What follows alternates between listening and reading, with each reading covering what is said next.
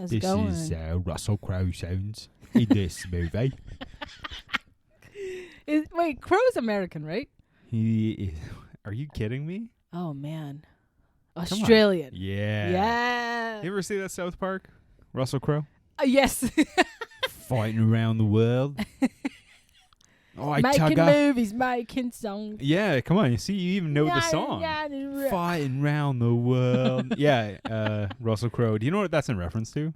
No. He likes to fight people. That's right. That's right.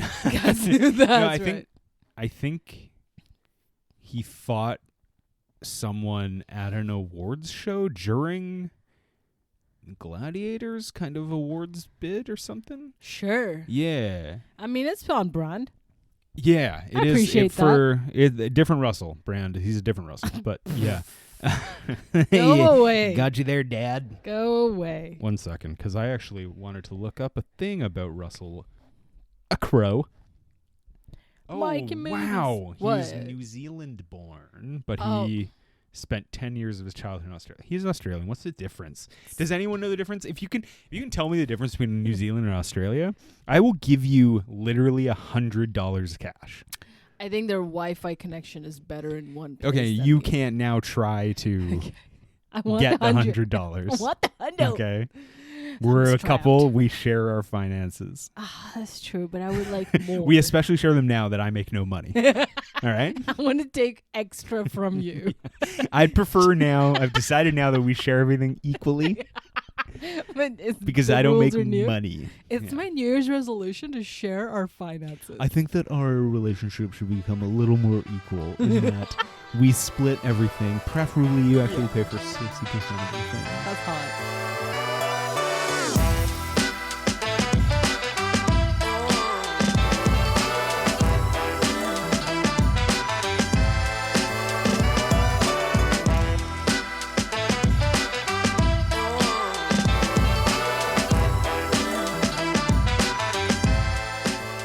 The reason I wanted to talk about Russell Crowe is because he's in this movie. He had an incredible couple of years back then, back in the day. Mm-hmm. He had an insane amount of years. Yeah. But before we get to that, today we're talking about A Beautiful Mind, a film that won Best Picture in 2001. I'm not going to make any promises, but this is likely the only Best Picture winner we will ever talk about. Really? And the reason we're talking about it is because I got really high one night and started watching this movie and had an epiphany that maybe this movie is not good. Was that your thought the whole time? You were like, is my mind also beautiful? Yeah. Well, when I'm high, that's all I think. But I wanted to say that, like, okay, so just picture yourself. Yeah. Can you just imagine a world? Close your eyes. You don't have to, actually. Damn. But pretend you are for the audience. They're open again. In this world, some people are mentally ill. Yes. And other people are geniuses. Yes. Imagine a guy who's both. Oh, Can the you imagine? Venn diagram Can you imagine? is a circle. Can you imagine what that story would be like? It would be like you'd have to make a movie about that guy because he would be a mentally ill genius. But it's a true story. Yeah, but yes. my flippancy about that is I wonder, why did they make this movie about this guy? Not saying I'm not like I can't talk. I'm not trying to like diminish what John Nash did for the world of mathematics. Right. But that does seem to me to be the pitch of this film, is like he's really smart and mentally ill. I mean, even if you go on John Nash's like real life, living real life person, John Forbes Nash's Wikipedia, his achievements list, which is profound, right? Like he invented and discovered and did all the things for economics and math and science. He invented Prize. Math from scratch. He made the numbers, and he's such a genius. And then the next section, which is mental illness, is somehow longer than all his credentials for academics. So it does make for an interesting story. It is. Does it? Because we have a movie to do to attest to how. I don't know if it does. I'm not saying the story is well done. I'm just saying the chat is there. There's like potential to talk about it. When I saw this, I immediately thought of the King's Speech, and I want to chat about it a little bit more. That's so funny because you know what I thought about, and we will talk about it. Mm-hmm. I thought about The Social Network. Okay, so And I want to be clear too. I think this movie is very watchable and very interesting. Well, yeah. Not very interesting, but despite my misgivings about everything about it, I was kind of like, yeah, but it's still like a fun movie to watch. Like, it's Ron Howard makes those movies. And we have to say, we're going to do a bunch of Ron Howards in the future because we're taking on we're about to dive into the world of symbology. No spoilers. You can't say more no than promises. That. We're gonna get there eventually, yes. but we definitely are gonna do the Da Vinci Code, Inferno, Angels, the Demonos. That's right. But this movie, I just like.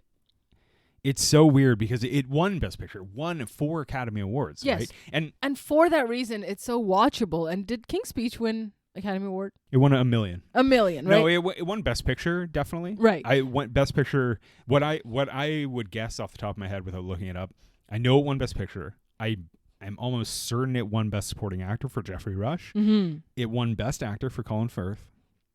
I imagine it won Best Screenplay, whether original or adapted. I don't remember which. Helena Bonham Carter was nominated, but she didn't win, which I'm glad for. Was it Helena Bonham Carter? Yeah, it was. Right. She's the king's wife. Yeah, Queen. That's the sequel, The King's Wife. The King's Wife's speech. But then I'm sure it won other things too. It was a big thing at the time, right? And the controversy now being that like people who are alive and can think about movies are like, that's weird that The Social Network didn't win literally everything, because clearly The Social Network is.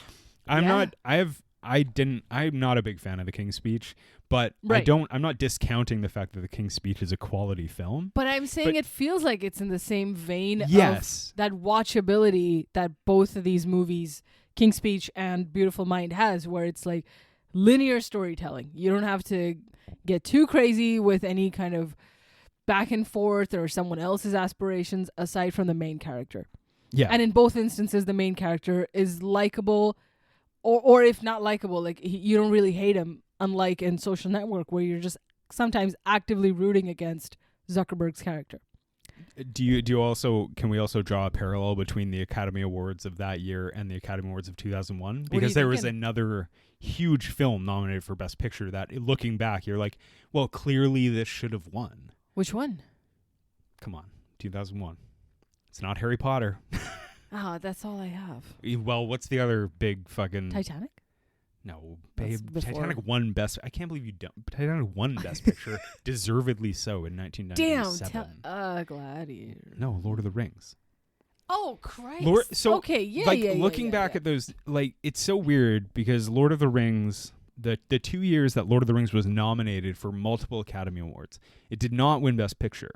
Fellowship and Two Towers were nominated and they didn't win. Mm-hmm. And when you think that A Beautiful Mind followed by Chicago, one of your favorite films, that's right, won Best Picture that year, you're kind of like, well, Lord of the Rings should have kind of won. Well, both those movies combined have like fewer characters than Lord of the Rings, and it's a great deal of story to follow for the common masses. But when I say common masses, I mean children. But Lord of the Rings is so fucking good. Like those movies were. Well, of course. I sound like I'm explaining it to a person who just landed from another planet. Those movies, everyone knows how good they were. Of course. And it is weird to look back and be like, okay, we can move on to something else that really bothers me about this. So this movie wins Best Picture. Mm-hmm. It wins Best Supporting Actress, Best Director for Ron Howard. Mm-hmm. I like Ron Howard. I have nothing against the guy.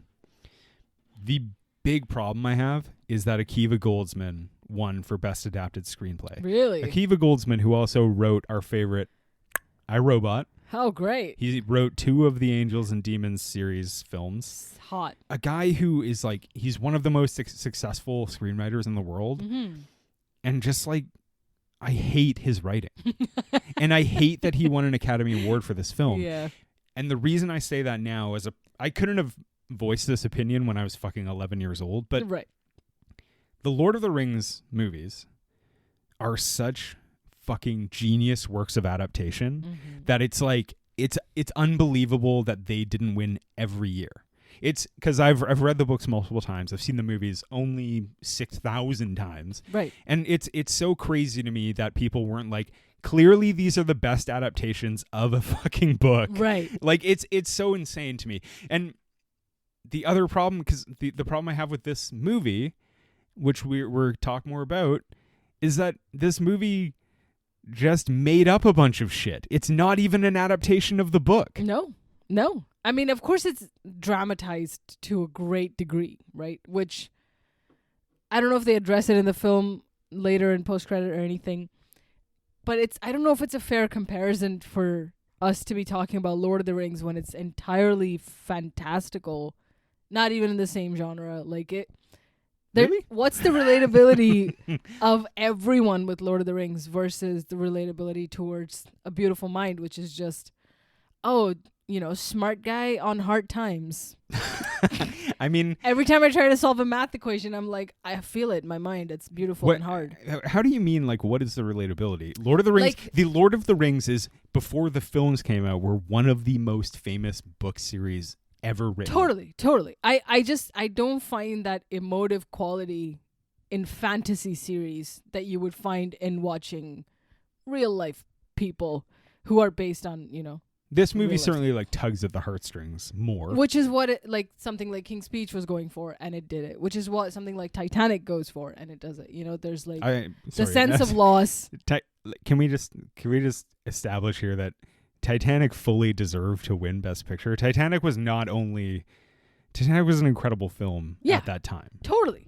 It's 100%. Not on par with the King's Speech. No. There's not really a fair comparison. I'm saying that's closer to the category that we're talking about than Harry Potter or Lord of the Rings. Yes. It's majestic and it's great and it evokes all these other bigger feelings, but maybe not, tears, which Beautiful Mind does. I cried at the end of Lord of the Rings. Still do. Fuck yeah. I don't care. Cried multiple times during this film. I don't know. I was laughing maniacally. The whole time I was like, fuck yeah, Gimli. Well, over here where we have emotions, there was not a dry eye in the house. Okay? It's just interesting because I think this movie is good. When we talked about doing it on the pod and I looked more into it, obviously further examination brings further scrutiny, and therefore I found more things about it that I was like, I can quibble with these things. And not only that, quibble, I think, is too mild a phrase. There are some things where I'm just like, this is a fucking problem. Right. And before we get into all of those, though, I want to talk briefly about our fighting master, our dojo master, Russell Crowe. Of course. This is on a fucking heater. Because at this time, this is no surprise, but he was just on the greatest run of an actor of all time, because he does LA Confidential. Yeah. Have you seen LA Confidential? Oh, fuck yeah. Great movie. Hell yeah. I've seen it twice, and the second time I think was last year. So I've seen it recently, and it is the first time I saw it, I was like, that was good. Second time I saw it, I was like, this movie is incredible. It's unbelievably good. It's also got Kevin Spacey, friend of the pod. And he does Jesus, no. The Insider, which have you seen The Insider? It's a Michael Mann love film. it. Another good movie. He does Gladiator, a movie that I think is just okay. No, I think is amazing. Obviously, wait, wasn't that Russell Brand? Just kidding. Cool. Oh yeah, no. Russell Brand plays the sister, Gladiator. Commodus's sister. That's right. Then he does A Beautiful Mind, and then he does Master and Commander, Cinderella Man, and then it kind of he kind of falls off a little bit after that. It's such an incredible run for a film, for an actor to be on. I keep saying filmmaker, and you know what? In my heart, Russell, you are a filmmaker. Oh, hell yeah. Because you make the films. I mean, what was the other big one that we were talking about? The Scott Fest with Body of Lies. Yeah, we'll Another probably talk gem about that one. That he's in. Bad movie. Bad. Yeah. Not good. But that was a little, he kind of, in my opinion, maybe I'm wrong about this. He does a couple other movies in there that are not good. I'm not saying he's just nonstop throwing heat, but he kind of caps out with American Gangster, and by that time, I think all he wanted to do was fight. No, I think by that time it was Russell Crowe couldn't carry this film to success.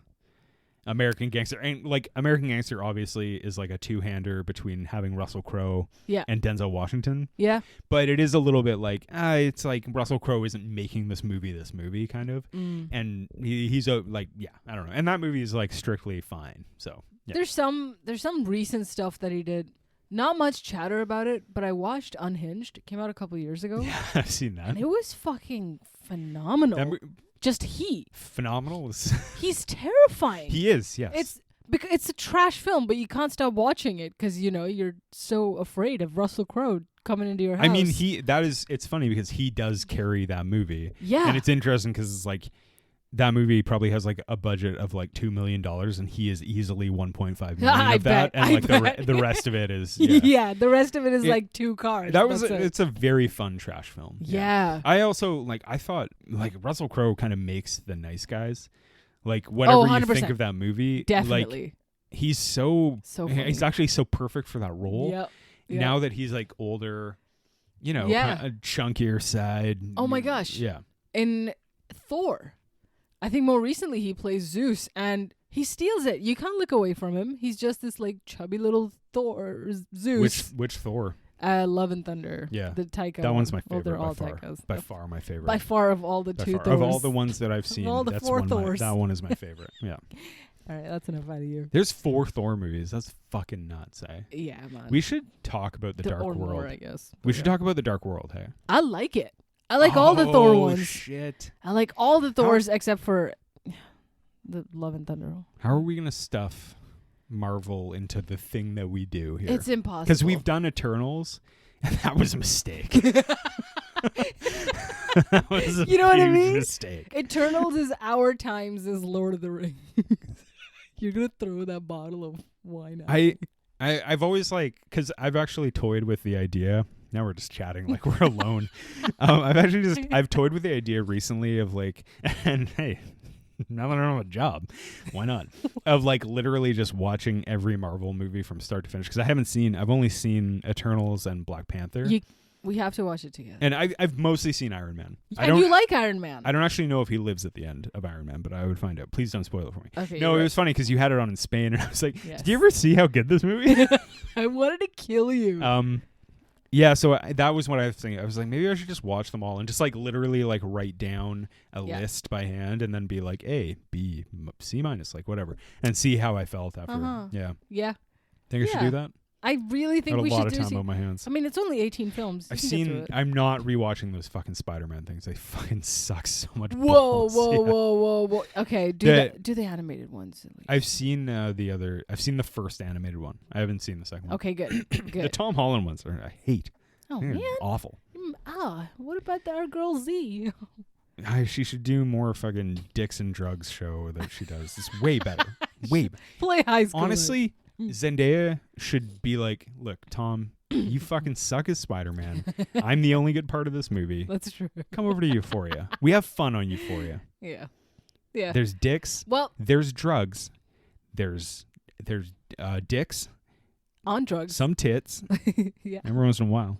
And there's drugs. I'll one up something for Spider-Man for you, and then we can stop talking about it. Alfred Molina. Why not? He was in the Tobey Maguire one. Yeah, but you gotta keep watching to find out. I know he's in fucking that other one that everyone was like, for a week everyone was like, is this the greatest movie of all time? And then after 3 weeks had worn off, people were like, oh right, I'm an idiot. It wasn't. Yeah.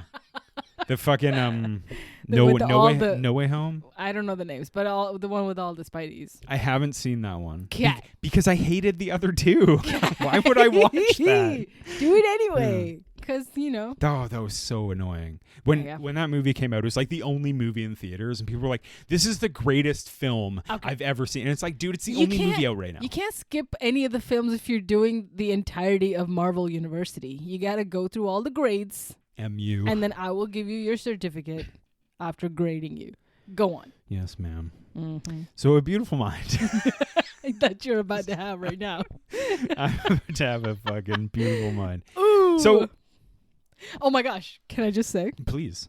No spoilers, but Paul Bettany is in this film. Speaking of Marvel. And Russell Crowe's character hallucinates. And every time he sees Paul Bettany, all I can think about is, well, there he is. A vision. Came over it. I'm going to cut that. No.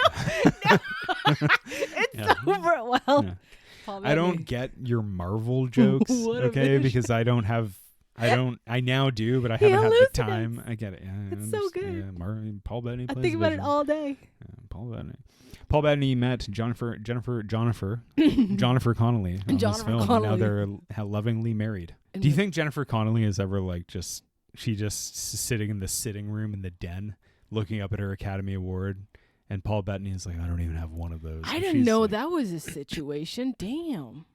Yeah, they've been married since this film. They got married when they met. They're like, our minds are beautiful. Now our butts can touch. I'm pretty sure they met on this movie and they've been married. That's awesome. For a long time. They're both 17 feet tall. It makes sense. Yeah. Yeah. We got to talk about Jennifer Connelly a little bit. What's she do? What is she up to? Every time I see Jennifer Connelly, I think of that fucking awful movie, He's Just Not That Into You. And that's all I can picture her in. I think is her, right? I think a Blood Diamond. Oh, fuck, unless it's someone else. No, you're thinking of Heath Ledger. He's dead, by the way. Yes, it is Jennifer Connelly. And Bradley Cooper, another joint. With ScarJo. What's up? It's everything. We got to watch it at some point. It's going to be our trash winter. Sounds good. I think of Blood Diamond when I think of Jennifer Connelly. Jennifer Connelly wins an Academy Award for this film. Not a good character, in my opinion. Akiva Goldsman, back to his writing. Yeah. Like he wrote I, Robot, and we know how fully dimensional fucking what's her name in I, Robot is. Well, it's the same thing in this movie. Like this movie, like great every point. time I've watched this movie like 4 times in the last couple of weeks. So like every time I'm like, well, Jennifer Connelly is there, I'm just kind of like, Jennifer Connelly is a perfectly good actress, but I was just like, I just can't believe she won an Academy Award for this. Yeah. It's like they were like, I'm really sorry, this is shocking. Such a shittily written character that you get the highest honor in film. Because like the thing is like she's giving a perfectly serviceable performance for what she has to work with. Yeah. And then there's this scene where she throws this glass against this mirror and screams, and I'm like, that's where everyone was like, oh my goodness. Oh my gosh. My goodness. Jennifer Connelly is giving the performance of a lifetime. It's like, no, she isn't. She just isn't. Like she's doing the most fun part of acting, throwing and breaking stuff. But like her character is so bad. It's so one-dimensional. Yeah, but all of these characters in this film have that, I hate to say it, but that fucking male gaze shit where everything is just like, how would a man think if he was thinking about women? This is a prime anti-Bechdel test film. Like, is she the only woman in this film besides the little girl? Yeah. And they never appear on screen because they literally can't. Right. But she is the only female. She might be the only woman who says anything. Yeah. Besides the girl. And then even when she talks about him. So great. So the thing is and we'll get into this later, but her character, the person, Alicia Nash, had so much more dimension to her. Even in the very brief thing I wrote down from Wikipedia, I was like, why isn't any of this shit in the fucking movie? Yeah. Yeah. Which I question a lot of. We'll talk about it. So like, and I'm going to transition into this actually, because the biggest problem I have with this film is that it's a movie adapting someone's life. It's a biopic. It suffers from all of the worst biopic bullshit that I hate. But it's so fucking untrue that it's almost a character assassination. Like, what's untrue? We'll get into what's untrue. Okay, cool. But trust me when I say this, so much is false and made up that it almost feels like they're just like, hey, John Nash, we made this movie about you. And he's like, oh, great. What did you focus on? They're like, oh, no. Well, we made a lot of your aspects of your life more exciting and better. So I hope you enjoy it. And it's like, this is nothing. Like, John Nash is like, can't be like, this has nothing to do with me. This is barely me at all. Right. And that's what's so absurd about this film. It's one of the most like, so the woman who wrote it, forget the name, I believe the biography she wrote was called A Beautiful Mind. It's adapted from her biography. And the only quote I saw in the brief cursory thing on Wikipedia that I looked up was she was like, well, the film captures the essence of John Nash's life. And I was like, that's just some shit you say because they paid you $1 million to buy your book. Like, it is like so much of it is false that it's just such a fucking, it's such a ploy. I don't know. I can't stand it for that. Do you want me to get into John Nash's actual life? Because this is the big thing. Yeah, tell me what like didn't match up. Because like an outsider, I would have had no idea even back then going into the film because we were 10 years old. I want to preface this all by asking a question that we talked about when we talked about Burnt a little bit, which I thought about when I watched this movie recently, was like, what is this movie trying to say about the nature of genius? Spoiler alert, nothing, very much. But that's something I think about a lot with this film. Is I'm like, what does this have to say about this man who's a genius? Clearly a genius. No, I'm not taking that away. Yeah. But just the fact that he's schizophrenic and he's a genius. Isn't that interesting? And someone in some Hollywood executive is like, that is fucking great. And it's like, well, then adapt. Like, because Brian Grazer bought the book and bought the rights to the book. He was like, this is great. We should make it into a movie. And then makes a movie that's completely nothing like the book. It's so weird. Brian Grazer is the partner of Ron Howard, like the business partner. Right? Yeah. So, okay. So John Nash, actually, very brief. I am neither a biographer nor a scholar nor a mathematician. So just keep that all in mind. So John Nash, born in West Virginia, very much like they say, and Josh Lucas says that that elusive West Virginian genius who won the Carnegie Fellowship. Right. He's, he grows up into an adult. He goes to get his bachelor and master's at where was it? Princeton? No. I think he gets it in Pennsylvania. I think he gets it at Carnegie something Institute of Technology or whatever, which is where the Carnegie Scholar, whatever. Got it. Not important because he goes on to become a fellow. He gets offered a fellowship at Harvard and Princeton. Mm-hmm. He chooses Princeton because it's closer to his family, and also his advisor from whatever school he went to get his master's sent a letter of recommendation that basically was he is a mathematical genius. Yeah. Not one sentence, but that was the crux of the letter was this man is a total genius. And it's okay, cool. At Princeton, he works on his, we see this depicted in the film, but he tries to work on something that was truly groundbreaking. He comes up with this thing what's called the Nash equilibrium. Right. Do you know what that is? Yeah, we studied it in school and stuff too. Really? Yeah. Okay. Well, part of economics, you had to learn all that stuff. I don't know a lot about it. Maybe you can correct me, but I want to explain it a little bit because I read about it. He explains the roots of it in the bar scene, but it's not really what it ends up being. But basically, the way they explain it on Wikipedia, my favorite resource. So if you have a non-cooperative game with two players, right? Alice has strategy A and Bob has strategy B. If there's no advantage for Alice to change her strategy while Bob stays the same, and vice versa, no advantage for Bob to change, you have a Nash equilibrium. Yeah. Basically. Is that correct? That's correct. And if you can keep adding players and it's still true, the equilibrium persists. Yeah. Right? Yeah, you're on track. Yeah. Yeah. And so that's what the root of it in the film is if they all go for the blonde, they fuck up everyone's all their strategy, and they're all using the same strategy. Whereas if they all go for strategy A, B, C, D, which is the four friends, and they don't change because there's no advantage, they all stick it in. One of those ladies. Yeah, mathematically. Which is a line from the film, I think. Yeah. He did a bunch of other math stuff. They talk about all of his genius in the movie, but not to the degree that they have to showcase it too much because everybody already knows him as the celebrity.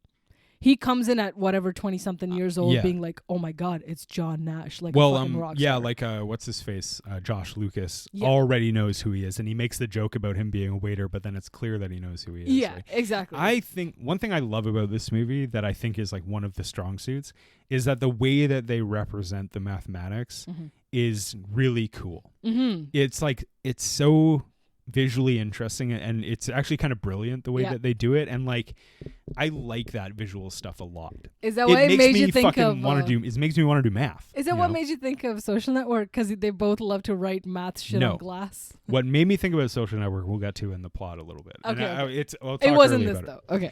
Cool. Okay, so then Nash goes on. He wins a Nobel Prize in 1994. He dies in 2015. But stepping back a little bit, for his mental illness, which he struggled with for his not entire life, but his a large portion of his adult life. 25 years. Longer. Here's the first point that really struck me from the film. Nash never had visual hallucinations. Right. It was just auditory. Always auditory. He heard voices. Right. He was, and I respect that in the movie the way that they depict them is that they always start auditorially. If you notice, they always start off screen. Someone says Nash, and he's turned, then cut to William Parcher's there, right? Which I think is a really cool idea, and that's a very cool like directorial flourish. Yeah. But it certainly adds to the legend that is just totally untrue. He did not have visual hallucinations. Do you think it would bother you if John Nash was not a real person and this movie was made totally fictional and they made a character like this who wanted so badly to be recognized for his genius and talent that he fully hallucinated becoming a spy for... I don't think this movie would ever be made if John Nash was not real. Really? No. This seems like such fucking like clickbait title type movie that people would want to see it. Genius guy loses his mind, thinks he's a spy. But I think that's kind of why there's a problem with the film in what it has to actually say about genius. Yeah. The way the movie just kind of presents it, this is what frustrates me. The way the movie kind of presents it is kind of like, this guy's a genius. And it's like, okay, I believe you. Yeah. Like, what do I know? Yeah. Sure. And it's like, he's also schizophrenic. Yeah. And it's like, okay, like what? So what? I wonder if like, and I don't know if John Nash himself ever mentioned it or talked about it, but vaguely remember seeing something about him being like, if I'm so burdened by having this much information and all this knowledge and all this genius, that it inevitably had to lead to my psychosis. And if I wasn't that fucking brilliant that my brain broke in half, maybe I wouldn't have suffered the slings and arrows of fucking schizophrenia. That's so, okay, that's an interesting idea. That's never tackled in the film. There's another thing. There's another thing that's similar to that, which I'm going to get to. Okay, so think about that. Think about what you just said. But there's something else I will get to that relates to that. So he was also very paranoid. He thought every man with a red tie was having a communist conspiracy against him. The lecture scene at Harvard did happen, likely not like that, but he did give like an incomprehensible lecture at Harvard where his colleagues were like, something is seriously wrong with him. Yeah. And he spent time in 2 different psych hospitals at least. He relapsed into psychosis a few times. And then later in his life, he talked about, which he talks about kind of in the movie, but it's funny because he eloquently, a quote I found, he says it like so eloquently what happened. But he basically was like, I have to think my way out of this because I'm very smart. He's like, I can't, like he took medications like and stuff, but I believe in the movie, they depict him as taking medications, but I believe he actually quit, and they didn't want to make it seem like the movie was encouraging people to quit medication. That's fair. Thinking that they can defeat schizophrenia. Right. But I believe in real life, I could be wrong, can't libel the dead because he is dead, but I believe he quit taking medications, was like, I'm very smart, I can think my way out of this. Yeah. And he worked on denouncing the hallucinations and the psychosis. And then eventually he said, he was like, my delusional thinking was a, quote, hopeless waste of intellectual effort, quote, unquote. And this is the thing that I thought was really interesting, that compared to what you said, was that he never thought he reached his true potential. Which is fame?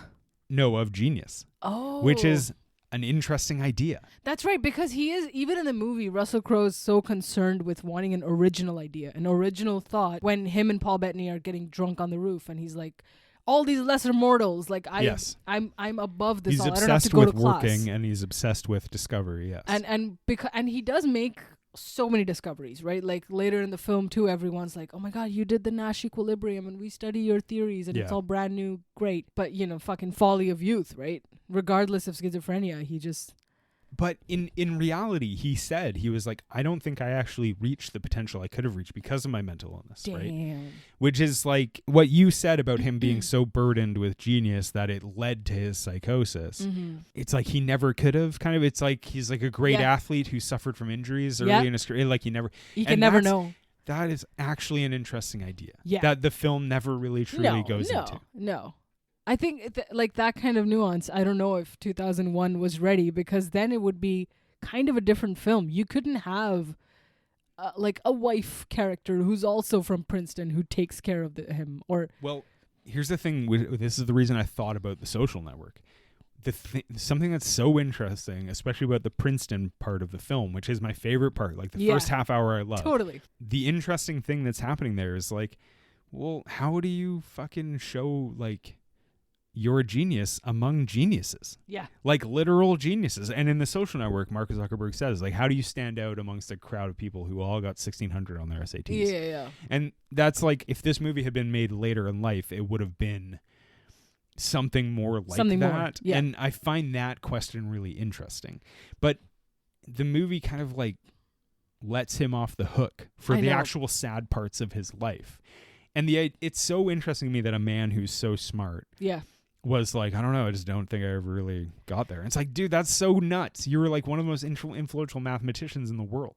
Exactly. Stuff like this is what was kind of hit and miss from Oppenheimer for me, where they portray him as this like everybody knows the guy. Everyone knows that he's a genius, and then he comes in and all the university stuff and everyone Oppenheimer knows he too. likes to fuck. Hard. He likes to fuck. Christ. He likes to stick it in. Just all the time. We're gonna get not only in his mind. We're gonna get a fucking Jennifer Connelly-esque Academy Award nomination for Emily Blunt in that film. Oh my god. Bad. Yeah, because they couldn't. They're gonna be like, you were a lady in Christopher Nolan's movies. Here's your award. Yeah. But yeah, like there's hints of that, and so it's not just time equals like a eloquent solution for acting about genius being kind of crazy. I don't think even Oppenheimer does it all that well. But Oppenheimer kind of is about different themes, though, I think. Sure, but just with regard to this, him as a person having, like, aside from the human life aspect, him just in a classroom and like wanting to discover something so great and world changing. But I think Oppenheimer is like, what interests me about Oppenheimer is that, well, for one, compared to this movie, he's like fully in control of what he's doing.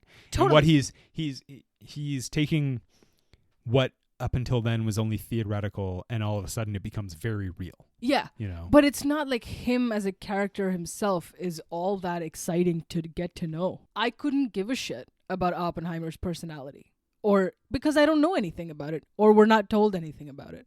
We're not told about his. Thank God.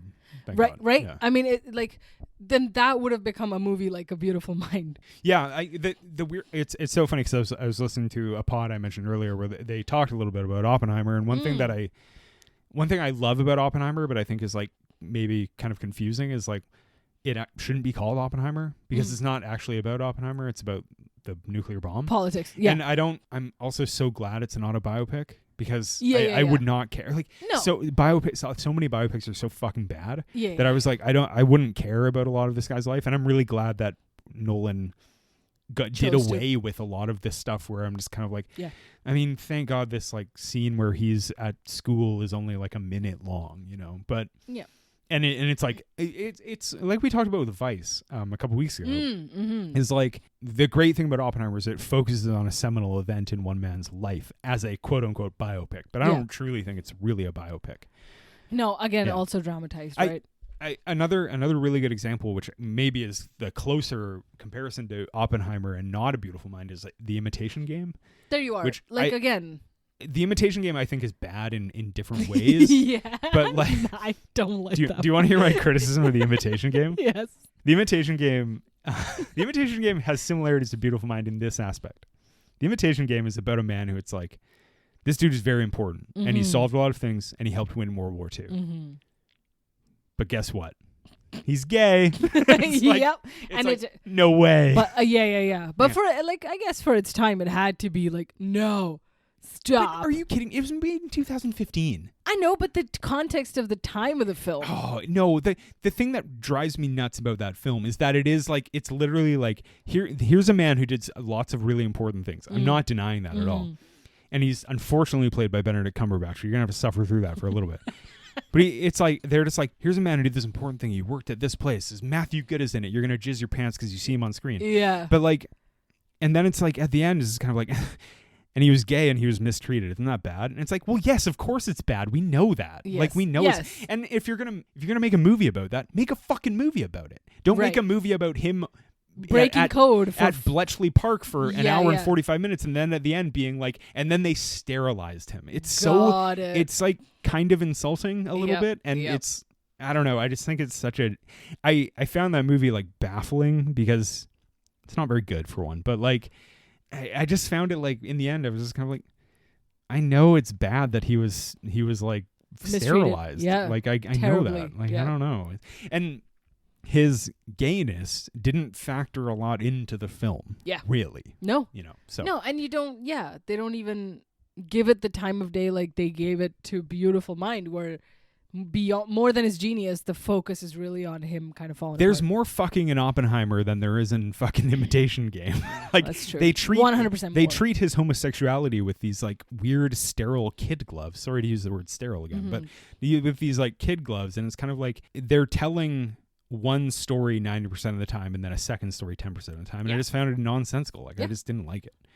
It's fuck them. Whatever. I mean, that's what I'm saying. Like every time they want to showcase real smart man having problems, the problems part is larger than life than the smart part. Yeah. Regardless of how interesting the smart part is or how much of a that is like it's interesting. One thing I will give this film credit for. God, we really gotta talk about the plot. We get into it. No, but like one thing I'll give this film credit for is that like his problems, his mental illness, as depicted in the film, it plays into his ego, right?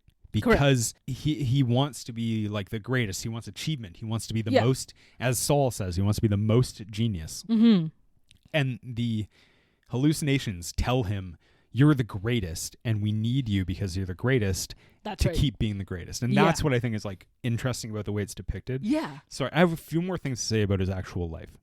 There's a couple other problems. In like real life problems. Yes, real life John Nash. And then we'll get to the plot. He had a child out of wedlock with a nurse and then completely just abandoned them. That's the word on the street. Really? Which is kind of not, it's not even depicted even close in the film. No, which they I don't understand, have any mention of I understand would be a little bit of a bummer. Yeah. What is depicted in the film, which surprisingly in 2001, no one was like, hey, there's a problem that he's fucking his student.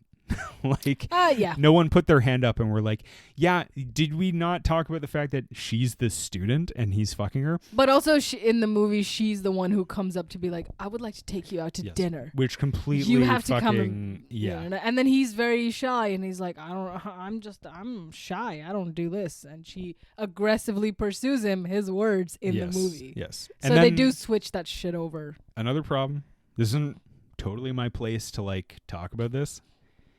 Alicia Nash, born Alicia Larde, was El Salvadorian. She was not. Oh, really? She was not white as fuck like Jennifer Connelly. Oh, boy. So a little whitewashing involved. Hey, 2001. Yeah. What else is new? Fucking. Also, Saul, the guy who plays Saul. Yep. Was actually Kareem Abdul-Jabbar. No, I'm just kidding. What a chameleon, that guy. Yeah. Oh boy. No. Yeah. So there's a little whitewashing in this movie, but I'm not saying it's okay. But it was 2001, and that happened all the fucking time. Huh. Let's talk about the plot of the actual film. Just before. Oh, excuse me. Sorry. And then in 2015, they died in a car accident. That's right. Together. They died together in a car accident. And there's a time. This is from his real life. Just back in 1959, there's all this chatter of him being officially diagnosed of schizophrenia, paranoid schizophrenia. All that, like you said, is auditory. But then he is kind of seeing and hearing chatter about hidden schemers and opponents and being persecuted. There is a line here which says, Nash suggested his delusional thinking was related to his unhappiness, his desire to be recognized, and his characteristic way of thinking, saying, I wouldn't have had good scientific ideas if I had thought more normally. Yeah. He also said, if I felt completely pressureless, I don't think I would have gone into this pattern. Interesting. So in real life, it seems like he's kind of putting the pressure back onto the world, being like, I am expected to be great because of my inherent genius. And then it drove me to this point that I gotta be this exceptional person. And then does that sound like to me it sounds like he's a man who's kind of like accepted that happened. Like he talks about it in a very detached way, where he's just kind of like, this is how I was for like 30. Well, yeah, I think what is kind of depicted in that way in the film is the fact that the medication he's on just wrecks him. Yeah, like he can't. Yeah.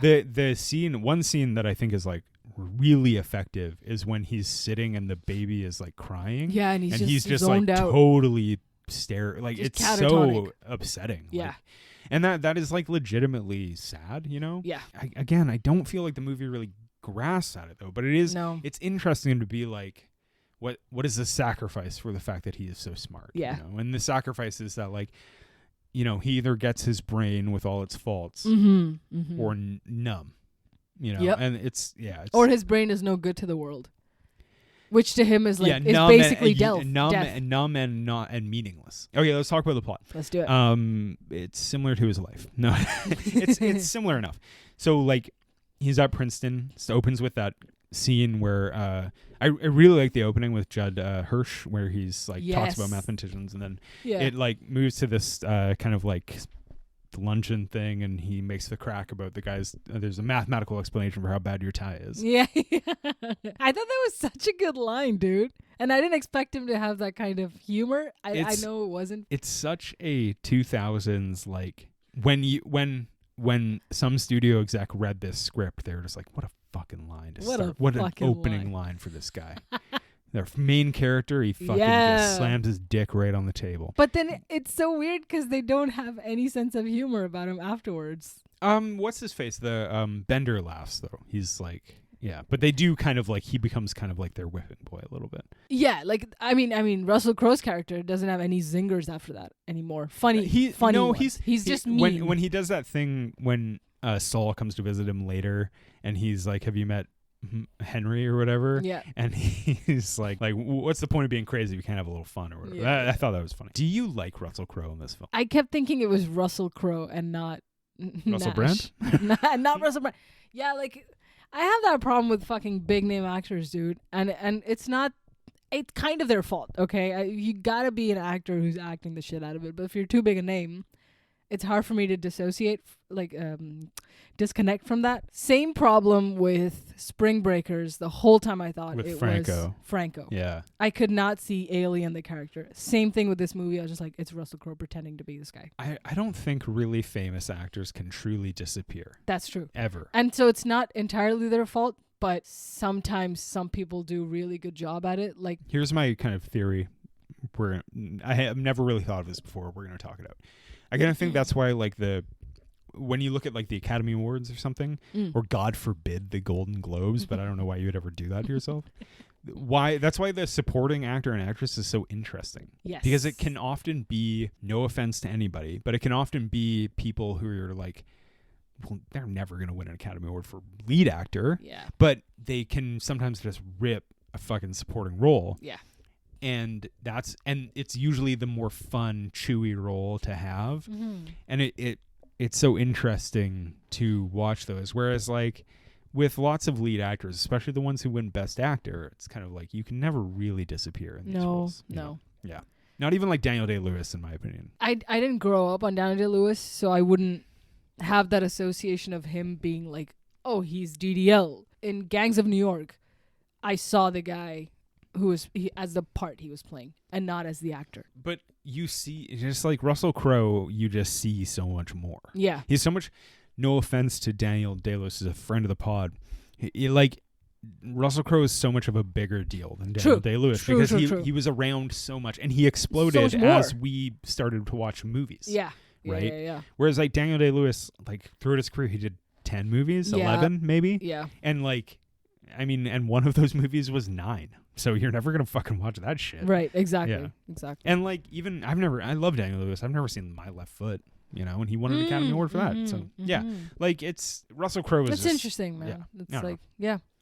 But then, so you were asking me, like, did you like him so like, in this? do you like his performance overall? Like, I liked it when, I liked certain parts more than others. I liked it 100%. Yes. Like there's parts where it takes you out because he's being, you know, just hammiest of hams.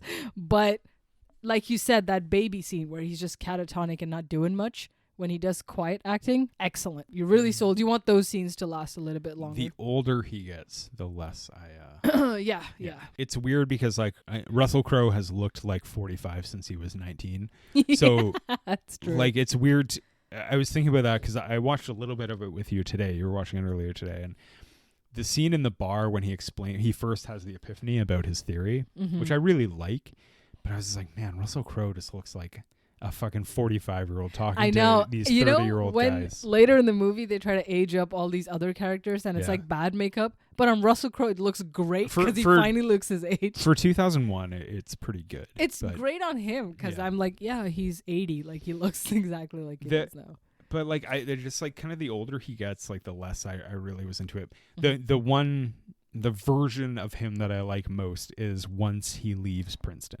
And like when he was such a bad teacher, but like when he does the lecture and stuff, like all of that, and like when he's on the date with Alicia, a scene that I abhor. But like that's kind of when he is like actually the age that Russell Crowe is, like the best. It's hard to buy him as a younger man, and and as he got older, the performance is so mannered that it's a little bit like, I don't know. Like, I can dress up in old guy makeup and act like an old man too. Like I don't think it was particularly like interesting. True. But if he's not in any of the scenes, which is rare, I find myself like losing interest. Yeah.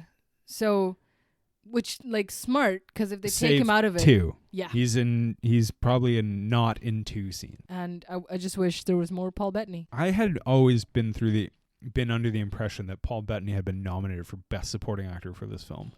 And I don't think that's true, but he's very good in this. But then again, when you see Paul Bettany all the time, you're just kind of like, Paul Bettany's good in everything. Oh, he's a fucking machine. He is a fucking unreal actor. He's so good. He's so fucking good. Yeah, he's one. I love Paul Bettany, man. Even when I was younger, I had this movie on DVD. That's why I've seen it so many times. Even when I was younger, I noticed, like, I was like, Paul Bettany this guy is really great. Yeah. When I was young, I think one of my young Bettany movies was The Priest? Da Vinci Code. Priest. Never seen it. 2011, Paul Bettany just fucking whips himself into shape. Wow. And he's pretty unhinged. It's very Da Vinci-esque for him and him alone. That's great. He was into the whipping. He's into that shit, man. Yeah. And I mean, why not? I'd whip Paul Bettany. I'd whip Paul Bettany for a small sum of money. Crazy looking. Yeah, right. Yeah. I've seen that poster. I've never seen the film though. Yeah. Okay. So anyway, he's among these other fucking math geniuses. He wants to publish his own idea. He never goes to class. All he thinks about is his own kind of mathematical idea and stuff. And he's writing on the fucking windows. He has his epiphany in the bar when they spot the blonde, and they all want to go for the blonde, and then he says no. Like Adam Smith said, Adam Smith said, every man for himself. Yeah. Do what is best for you only. And he says that's incomplete. Do what's best for you and the group. Yes. So meet her friends and then stick it in them. So that's what he says literally. Yeah. Yeah. Previous to that, he had basically not published anything. And then after that, Judd Hirsch is like, there's a dog running around upstairs and it's just going mental. It's our own John Nash up there. But Judd Hirsch was like, hey, you're probably going to get the greatest placement ever for this idea. And he's we'll go to Wheeler Labs, which is an MIT military subcontractor kind of thing. And he takes Saul and Bender. I have to also point out Josh Lucas is in this film, and Josh Lucas fucking rules. Yeah. Underrated fucking actor. That's right. He's great. And what I love about Josh Lucas in this movie is that they become friends after. It's so fucking touching when he comes into the bar and they're like, oh, this is awkward moment. And he's like, governing dynamics. And then they like shake hands. It's so great. I love it. There's a nice moment when they are all older, much, much, much older, and Russell Crowe's character comes back into the university and he's like, I've been diagnosed, but my wife says I gotta. It's great. I love it. Be with, community. And the other, what's his name? Hanson's character says that, it'll be just like old times when we were, friends. And Russell Crowe's character is like, can't believe it. He says, it's a really beautiful line where he's so like, tight. He's like, is that what we are, Martin? Friends? And he's like, of course we are. Yeah. It's like, it's so because they were so competitive. And yeah. like, it's so nice. The movie sort of half depicts Hansen as a bit of a villain, but later they can become like, they were like once they were rivals. I really like that aspect. Yeah. It's great. Josh Lucas rules. He's a great actor. So he's invited to the Pentagon to decrypt some things. I mean, that's an interesting, that's classic scene, basically. He's working at MIT. He has to go teach. And while he's teaching, he meets Jennifer Connelly, who impresses him by talking to some builders. And then later she's just like... So when they say student, she's like of age. I think he's teaching like a graduate class. Like, yeah, so she's like probably she 21, would be older. 24.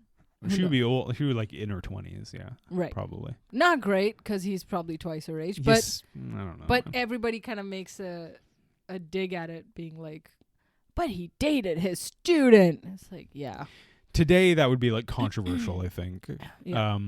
And I just like clearly, if you're a teacher, if you're a person in power, hey, don't do it. If you're a person if you're in the opposite end of that spectrum. You should not like date your teacher or your boss. Don't do it. Unless there's a significant reward for you to doing it. Stop it. Like I think you should be like, well, it was advantageous for me. Don't listen to John. 100% do not date someone much older and much grosser. Wow. Yeah, that's right. I mean, not everyone is like oldie is fucking grody, unbelievably angelic Jennifer Connelly. Okay, some people are fucking Dog City, and they need to meet other dogs at the pound. Some people are Dog City. Oh, it's true. There's some people got a dude. woof woof at the pound. Am I right? Okay, I'm talking about English classes at university. It's true. I refuse to go to certain cafes now because it's just fucking Dog City in there, dude. Can't bear it. I apologize to everyone. Uggos. I apologize to dogs and old people. And we love you. I'm a big fan. Like, there's no old people listening. I'm just saying, old people stay in your lane just like I do. Sorry. I'm old. I'm out back to old Dog City, New Jersey over here. They go on a date. Far and away the worst scene in the film. I know. It's all that shit is unbearable. I wish they fast forwarded all that. Bearable. Yeah, man. And the thing is too is like during production, Ron Howard actually after the first draft of the script, he was like, "You need to accentuate their romance." And I'm like, I wish we had gone back to the other script. I know. That scene is just so fucking like when he's like on the steps. She's standing, there's this like shot where she's standing above him and he's standing below. They don't say anything to each other that's related. It's like not even a real conversation. You're just like, what are you talking about? What kind of date is this? This is so insane. And then he does the thing with the stars. Yeah. And then she's like, the part where she's like, do it again. It's like, do what? What did he do? I don't understand what he actually did there. It's basically no night sky looks like that. I mean, let's not even get into the fucking visual effects, dude. She's like, when I was counting stars, I counted 4,900 of them. What a fucking stupid line. What an unbelievable, like, are you in Iceland? Where's this clarity? That's the part that to me, it accentuates the one dimension that character lives on. Yes. And it definitely feels like that line. I'm not a successful writer, but that's a line where I would be like, yep, we could cut that. No one in real life. No one ever says that. No one in life says that shit. Because she's supposed to be this like pretty smart kid who thinks she solved this unsolvable equation. The other thing too, though, is that there's this. It's a weird part where they're in the house, they're in this party, and then they leave, and then cut to. She's just standing at the top of these steps and he's standing at the bottom. She's just like, I once tried to count all the stars. It's like, where did this come from? What are they talking about? Where did this conversation come? How did this come up in conversation? You would think it ends there, and it doesn't, because she still kind of berates herself, even though she comes off as this like very cool, airy person. When Russell Crowe's character is like, I need guarantee that this is going to work long term, that this love is meant to that's later. That's later. And then she's... And she's like, well, I'll try to put away my feminine notions of romance. I hate that scene too, dude. What are you on about, bro? The romance in this film is like, it gives me whatever the opposite of a boner is, dude. Because she's Dog City. Dog City romance. Yeah. Ugh, because she like willingly goes after the weirdest guy in class, who's not even in class, teacher. There's other non-dog teachers. There's some slick cats out there, but she's like, I'm gonna woof woof. I don't think it's controversial to say this. Like, Jennifer Connelly is like preternaturally unbelievably beautiful. Yep. And Russell Crowe, like, he's not a bad looking guy, but he's not Paul Bettany. And like, but like he like it's the charm and shit, right? It's your personality. It's your intellect, and all of that shit is supposed to add on to it. They draw attention to the fact that Russell Crowe is not attractive socially at all. He's a fucking weirdo. That's true, because all the women kind of just like slap him or want to get away from him because he says all the wrong things. But she's just like, I'm just gonna kiss you on the mouth seriously now. Like, he stumbles into this romance against all odds. And because she aggressively pursues him. Yeah, she's obviously got a fucking head injury from all the dog play she's been up to, you know? Maybe no. I don't want to say nothing. Yeah. I'll tell you after. You're not with me because of fucking charm, that's for sure. Jesus. Woof woof. Oh. Hate that scene. And then they stick it in each other. Yeah. And then she's pregnant. All of this time, he is believed that he's been recruited to be a code breaker for these periodicals. He's filling out these, finding codes in these periodicals by our boy Ed Harris. Harris. You're going to come up in a very soon future episode of a movie that's totally normal that I have established we will not speak one of the most normal films I've ever seen, that's filled right. with the most normal performances, and we'll talk about them later. Oh my God, it's why I love it. Yeah. It's a sequel. I hate it. So, and then he goes back to Princeton. He runs into Charles, Paul Bettany, and his niece. He meets the niece, the little girl who, like, whether real or not, like, truly becomes a plot device. Yeah. Really cool shot in this where she's running through these pigeons and the pigeons do not move. Oh. Very good idea. Oh, interesting. Cool, yeah. Oh, because spoiler alert, they're all fucking hallucinations. Excuse me, not Alicia, but yeah. He goes on this kind of like exciting shootout with William Parcher, played by the Ed Harris character, it's very spy thrillery. Yeah. Like it's interesting. Yeah. The movie kind of falls apart on multiple viewings because you know what's happening. Yeah. And then he continues to be paranoid. He gets married to Alicia, continues to like fall into this paranoia. It's interrupting his work.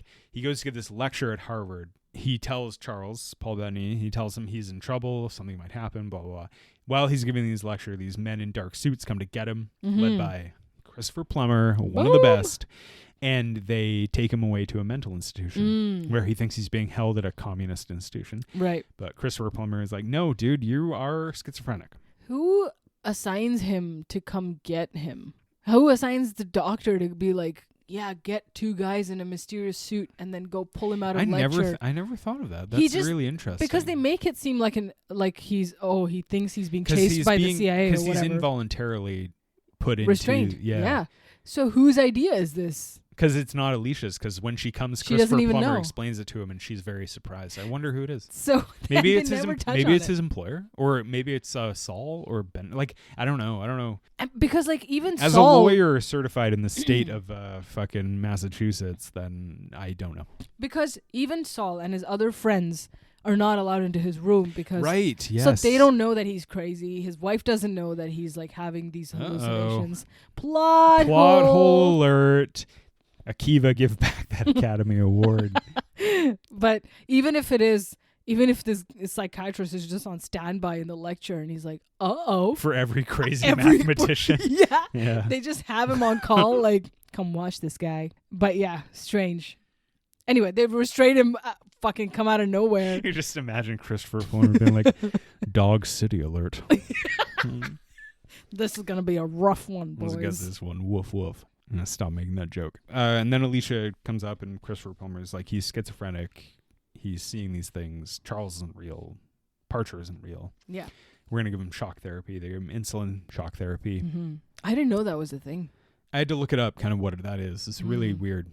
Because it doesn't happen anymore. It was a thing. It was an object of the time. Because when the nurse is like, I'm injecting insulin. Yeah. I was like, why? Doesn't that kill you? And I was like, I don't know anything about.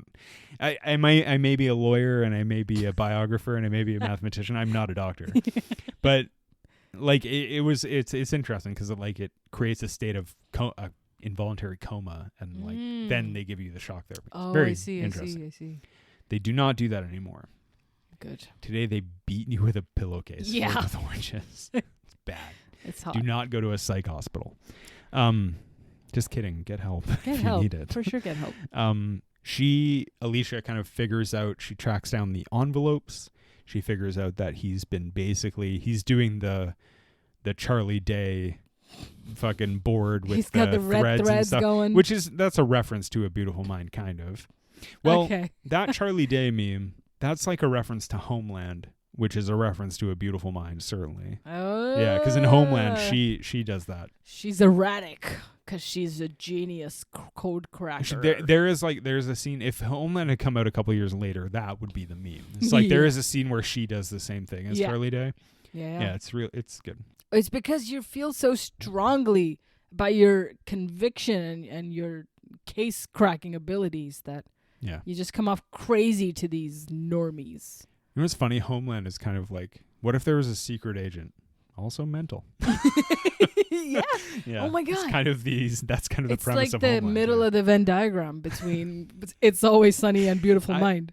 I don't dislike Homeland. I think there's a lot of issues with that.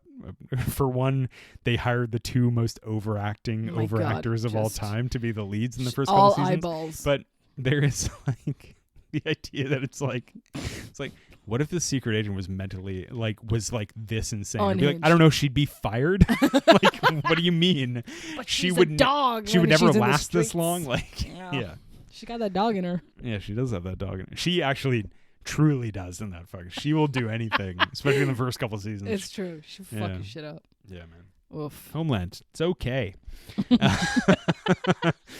He returns to his home in Princeton. He's near the university. Alicia feels the burden of kind of taking care of him. Something they don't go into in this movie was that they actually divorced for 30 years. And they don't mention it. They don't say nothing. But they got back together and got remarried in the 90s, just before his Nobel Prize. Convenient. Oh, that's nice. Yeah. I think they reconnect and she continues to take care of him as he improves. They divorced, but he lived with her still as a boarder. That's right. Because it helped him. So the Alicia, you need the community. The fucking real life Alicia is kind of a goddamn fucking saint. She's fucking remarkable. Yeah, dude. amazing person. But yeah. So he kind of talks to Saul about how the medication fucks with his mind and it's not helping, and he can't help with the baby. He can't have sex with his wife. He can't do his work. It's all a problem, basically. He stops taking the medication. Yeah. And then Parcher returns. Paul Bettany returns. All of the fun family that he had before return. Come back. Yep. Convince him to continue his work, and he does. And then Alicia eventually finds out, and it all kind of comes to a head when forgets the baby in the bathtub. Almost forgets the baby in the bathtub. He kind of physically pushes Alicia, and then he figures out that Marcy never grows old. Yeah. The niece. Yeah. Paul Bettany's niece never gets older. It's been years, and she's never gotten older. And he says, it can't be real. He's never gotten older. And then the scenes kind of carry on with him. He returns to Princeton as he goes to Hanson, who's the head of the department, and he says can I just hang around and write on the windows and shit? Yeah. Hanson's like, yeah, cool. We're friends. You can hang out. Great scene. I love it. He still relapses, and he has it's so upsetting to me, the scene where it's they're yeah, of course we're friends, and then immediately he relapses. It's so upsetting. He asks him, do you want an office? And he's like, no, I can just work out of the library. 3 seconds later, he's causing a scene. That's in the what's library. Truly upsetting. That's what's actually not upset. Excuse me. Truly effective about this film and the story is it's so upsetting to be oh, maybe he's pulling himself out, and then no, immediately relapses into this psychosis. Yeah. And it's so nice when Josh Lucas grabs him. He's like, you're okay. You're okay. It's okay. Yeah. And stuff like that. And then there's a scene where these kids bully him, and I was like, I hate that. I hate it. Do they? Yeah, there's a scene where he's walking through the quad, and someone walks behind him and makes fun of him. And I'm I really, oh man, if I could leap into that, I would punch that stupid dirty hippie in his dog mouth. Yeah. Because I hate that. I hate that stuff. Yeah. And then eventually he just kind of hangs around the department, and he basically tells the Charles and the girl, he's like, we're done talking. Yeah. Goodbye. You've been a good friend, but goodbye. That's right, because in the hallway, he has a hallucination of him just kind of bending down, tucking her hair behind her ears. Yeah. And someone is watching him from across the hallway. The professor of the class is going to audit. Yeah. He's just like, well, welcome, professor. Like, we're so honored to have you Wouldn't here. that be fucking nuts if you were like... you observed that from a... I did. One second. Wouldn't it be crazy? Like, you're Coach Carter. And fucking like LeBron James comes in. He's like, "Do you mind if I practice with you today?" It's like, "Yeah, a little, a little bit. I do mind that you're just sitting in the back, being like, why can't you shoot a 3?" It's like, it's because he's got mad talent. All he can do with his eyes closed. You don't know Russell Crowe can fucking dunk on fools. But it's like if you're the professor even of that class, it must be intimidating to have one of the greatest mathematicians being like, "I'm going to audit your class." Yeah, it's like, well, why? Yeah. Oh man, it's because it's like humbling to kind of see that. For both parties, not just the young professor or for John Nash, to be like, above all, your kind of intellect and your genius prevails. Yeah. It's not a shortcoming that you hallucinate and then you have these like terrifying paranoid thoughts and visions, but you're a smart guy. You got ideas in your head. And he is also like constantly pursuing knowledge, right? Yeah. There are some scenes where Russell Crowe kind of nails it when he's, talking to himself, or there's like mannerisms. Of course it kind of gets bad where he does do it too much, but then maybe it is the degree of like seriousness to that. It's also, I think it's 2001 and I think in the spirit of the time, like it's weird to think because it's so long ago, but it's because I've been alive the whole time. It's weird to think how things have changed, but it is like that kind of big performance is like, of course it's going to get nominated for an Academy Award. He didn't win, but it's like, of course that's going to be a fucking huge thing. Right. If you want to, like, in My Friend Sam. In that, I Am Sam. I Am Sam. Yeah. But like in that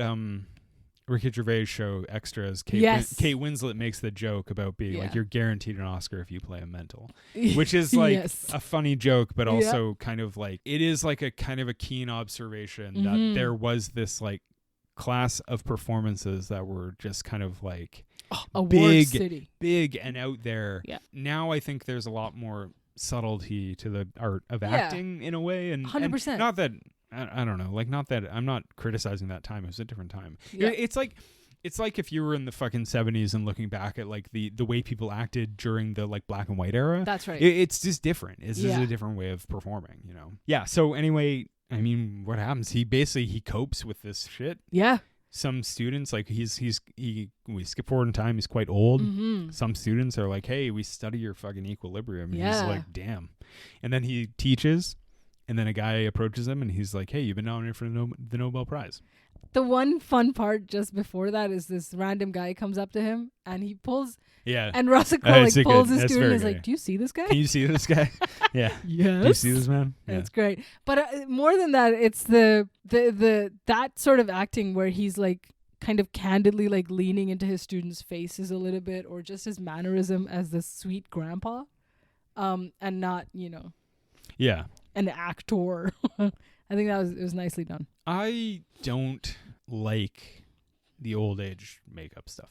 No. I think that because it's still too much. It's advanced to a point where people are like, we can just old age makeup people. And it's like, I don't think you can. Yeah. I also, like, as much as I love something like The Irishman, I'm also like kind of the de-aging thing. I'm like, rough. Well, who cares? Like, I don't want this. Yeah.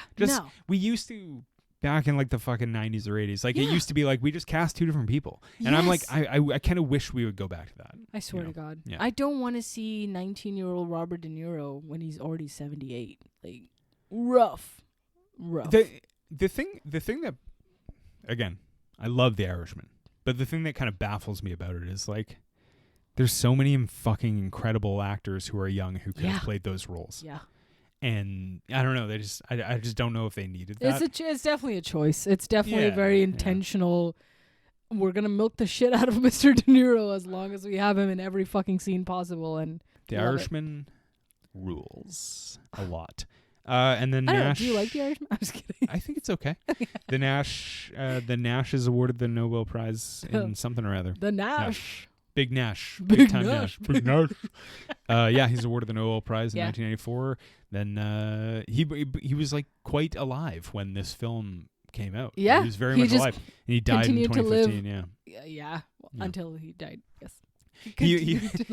Unlike some, he was alive until he died. Yeah. I feel like it's so I mean, because we know all of this stuff about this person and his life is like riddled with conspiracy theories and in his head. And then he just, as an 85-year-old, dies in a car crash with just him and his wife.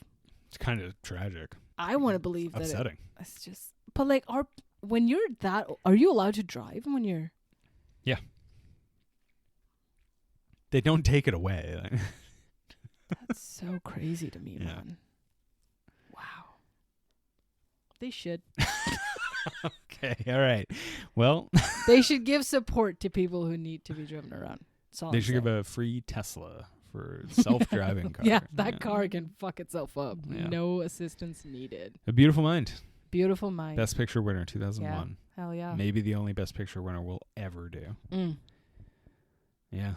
Until Shrek. Do do do do do do.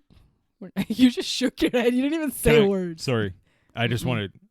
Do you know that Shrek was nominated for an Academy Award that year? At the same time, yeah. Yeah. Best adapted screenplay. Yes, right. Yes. And Ogre Forgiver. I can't with this. Yeah. Can't. It's wild. Yeah. I love Shrek.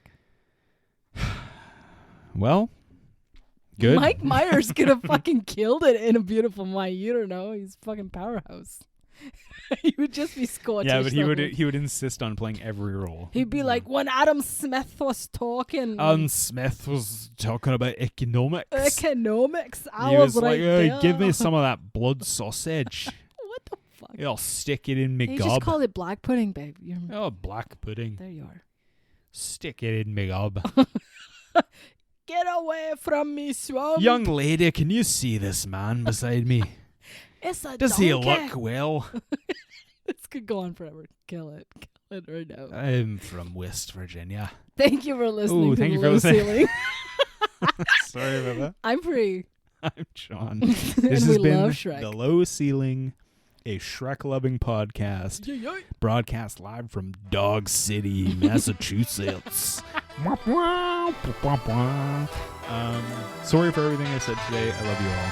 Bye.